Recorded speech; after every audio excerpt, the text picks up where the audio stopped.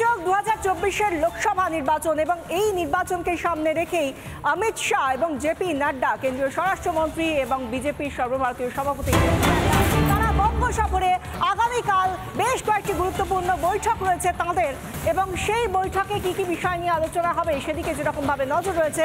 তবে তার আগে এই আগামীকাল কি কি বৈঠক, কি কি সফরসূচি, কি কি কর্মসূচি রয়েছে সেদিকে তো নজর থাকবেই, কিন্তু তার আগে আর কিছু সময়ের মধ্যেই অমিত শাহ এবং জেপি নাড্ডা তারা কলকাতা বিমানবন্দরে তাদের বিমান অবতরণ করবে এমনটাই জানা যাচ্ছে।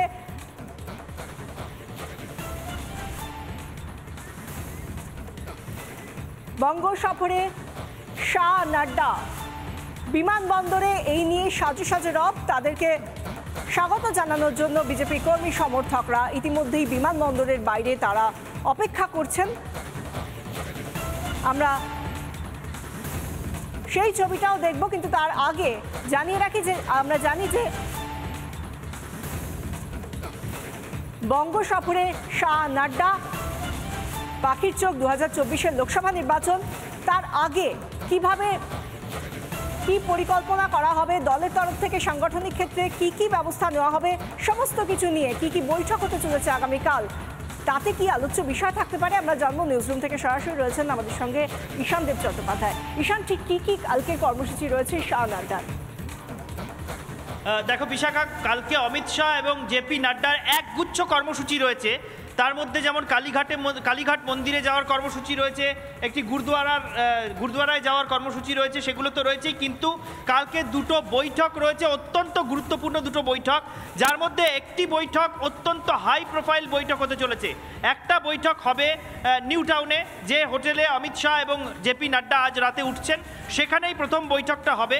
দুপুর 12:15 নাগাদ ওই বৈঠক শুরু হওয়ার কথা রয়েছে এবং এই বৈঠকে বিশাখা অত্যন্ত তাৎপর্যপূর্ণভাবে গোটা কোর কমিটিকেও ডাকা হয়নি, শুধুমাত্র সর্বোচ্চ নেতৃত্ব বলতে যাদের বোঝায় এই রাজ্যের বিজেপির, শুধুমাত্র তাদেরকে এই বৈঠকে ডাকা হয়েছে। অর্থাৎ রাজ্য বিজেপির সভাপতি সুকান্ত মজুমদার, রাজ্যের বিরোধী দলনেতা শুভেন্দু অধিকারী এবং বিজেপির এই রাজ্যের 5 জন সাধারণ সম্পাদক, এরা ডাক পেয়েছেন। আর ডাক পেয়েছেন সাধারণ সম্পাদক সংগঠন অমিতাভ চক্রবর্তী এবং যুগ্ম সাধারণ সম্পাদক সংগঠন সতীশ ঢোন। এছাড়া যারা কেন্দ্রীয় পর্যবেক্ষক রয়েছেন অর্থাৎ মঙ্গল পাণ্ডে, অমিত মালভিয়া, আশা লাকড়া, এই রাজ্যের বাকি কোনো নেতাকে, মানে সভাপতি এবং বিরোধী দলনেতা, 2 সংগঠন সম্পাদক এবং 5 জন সাধারণ সম্পাদক, শুধুমাত্র এদেরকে নিয়ে বৈঠকে বসছেন এবার অমিত শাহ এবং নাড্ডা।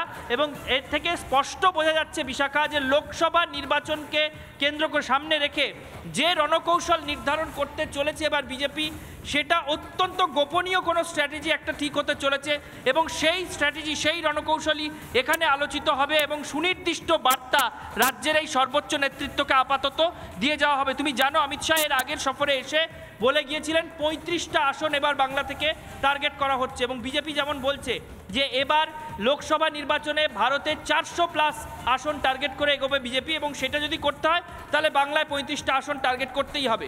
35টি আসন শেষ পর্যন্ত বিজেপি পাবে কিনা সেটা নিয়ে এখনই ভবিষ্যৎবাণী করার সময় আসেনি, কিন্তু এই রাজ্যে বিজেপি লোকসভা নির্বাচনে ঠিক কী রণকৌশল নিয়ে এগোবে সেইটা সম্ভবত আগামীকাল নিউ টাউনের ওই হোটেলের বৈঠকে নির্ধারিত হতে চলেছে। কারণ এই হাই প্রোফাইল বৈঠকে অত্যন্ত গোপনীয়তা মেনটেন করা হচ্ছে এবং শুধুমাত্র রাজ্যের এই 7 জন নেতাকে ছাড়া আর কাউকে সেখানে ডাকা হয়নি। এরপরে আরও একটি বৈঠক হবে বিশাখা, সেটা হবে জাতীয় গ্রন্থাগারে এবং জাতীয় গ্রন্থাগারে সোশ্যাল মিডিয়া সেলের কর্মীদেরকে নিয়ে অমিত শাহ এবং জেপি নাড্ডা বৈঠকে বসবেন।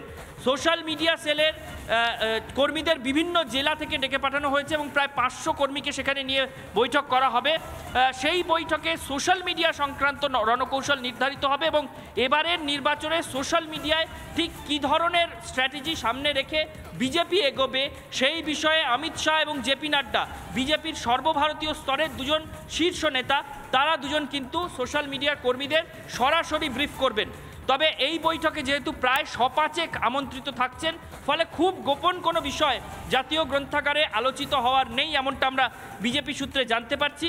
কিন্তু নিউ টাউনের হোটেলে যে বৈঠক হতে চলেছে তাতে কারা কারা ডাক পেয়েছেন সেই সংখ্যাটা কতটা সীমিত, মাত্র কোন নেতাদের মধ্যে এই বৈঠকটাকে সীমাবদ্ধ রাখা হচ্ছে সেটা থেকে কিন্তু এটা স্পষ্ট বোঝা যাচ্ছে যে এই বৈঠক কতটা গোপনীয় বৈঠক হতে চলেছে। বিশাখা।